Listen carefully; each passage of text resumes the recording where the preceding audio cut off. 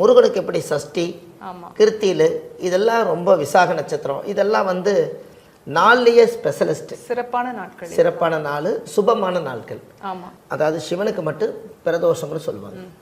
அந்த சிவன் பிரதோஷங்கிறத பிரித்து பார்த்தீங்கன்னா பிறருடைய தோஷத்தை நிவர்த்தி பண்ணுறதான் பிரதோஷம். பிரதோஷத்தை அன்னைக்கு நந்திக்கு சந்தன காப்பு போடுங்க, சிவனை பாலாபிஷேகம் பண்ணுங்க, அந்த பாலை வாங்கி குடிங்க. இந்த மோட்சம் அந்த அடையாதவங்களுக்கு மோட்சம், முன்னோர்களுக்கு இது பின்னாடி வரக்கூடிய சந்ததிகள் நல்லா இருக்கணுங்கிறதுக்காக இந்த சிவனுக்கும் நந்திக்கு ஒரு மிகப்பெரிய ஒரு தொடர்பு இருந்தங்காட்டு தான் அந்த பிரதோஷம்னு ஒரு வழிபாடு பண்ணாங்க.